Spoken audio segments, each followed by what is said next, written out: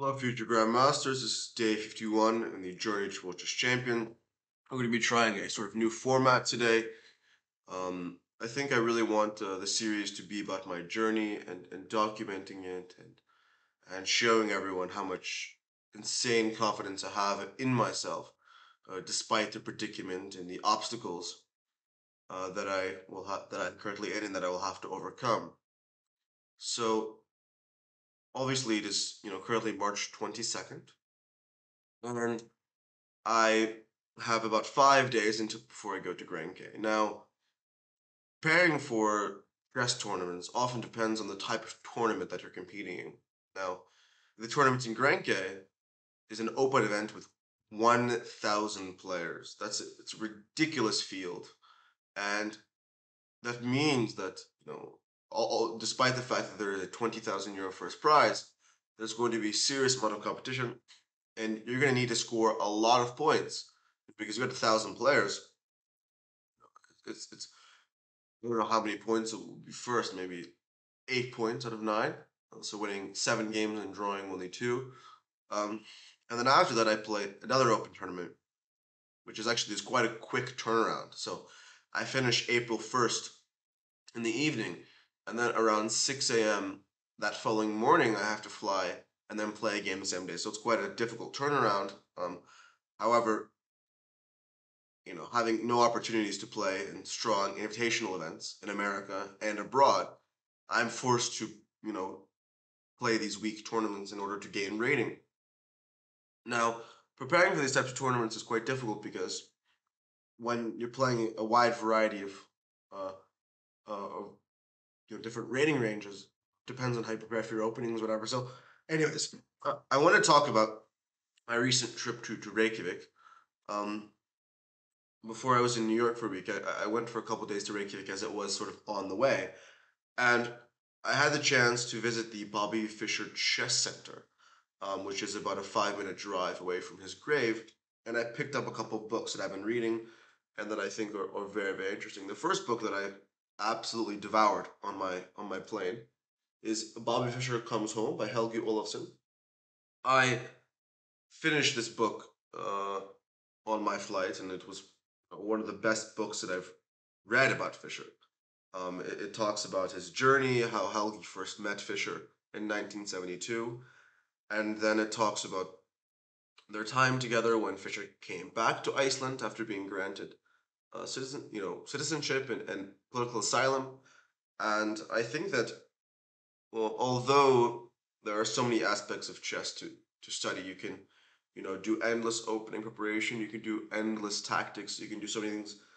But I think that the what sets players apart is their character and their fighting spirit. And I think that reading about players who have achieved the greatest obstacles imaginable can give one a new perspective to approach chess. And I believe that chess is sort of a series of psychological enlightenment, and you unlock different sort of things, and your mind clicks at different moments, and it's a chess improvement is can be very direct, like preparing a specific opening line that gives you an advantage that wins the game, but it can also be very abstract in the form of reading and taking in so much information that eventually your mind starts to work differently. So in that regard, I've read a lot of that, and I picked up this book I had never heard of. I couldn't find it online. Suddenly, I was very lucky to find it. Then another book which was in there is a psychobiography of Bobby Fischer. And you might ask, why do I love reading about Bobby Fischer? Well, I'm, an American chess player, born and raised. And Fischer, I think, is the greatest American chess player, one of the greatest chess player of all time. And he overcame such obstacles, and I believe that that is quite useful for me. So basically, it goes into a lot of detail, but his psyche, and talks about, which many people didn't know, that there was a 1,000-page FBI report on his mother. The FBI thought that Fischer's mother was a KGB agent, and she did live in Moscow and have some ties, and was a proud communist. Um, and then the last book, which is another well-known book, which is Bobby Fischer's The Final Years, which is a memoir by Garver Sversen. And A big part of my trip to Reykjavik was, of course, to see his grave and to understand um, how someone could overcome and how someone could deal with such an insane amount of stress and pressure. Um, and in this book, it sort of talks about his final years, and I really recommend if you're a fan of Fisher, you're curious about Fisher, you have to read this. Um, I think the best part is Fisher's final words, where there's nothing as healing as the human touch, which is quite ironic, considering how socially isolated he was, and how he was perceived by the media to for that to be his final words. So a lot of my training, honestly, some of it is just reading books and reading about players, and I don't read just about Fisher. I've read about all the great players, and I think that as a competitor, you must understand um, what made the great champions of the past so special and what set them apart. Because in reality, we're all humans.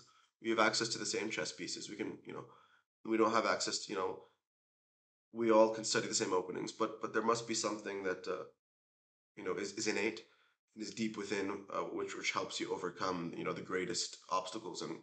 And my position, of course, being blacklisted and being deprived of every single opportunity, um, I cannot take the normal path that most will take, and that will involve going to the worst tournaments. And fortunately, hopefully, this will be the last year of me suffering in these open events, and I'll be able to break through into the top 20 and whatever.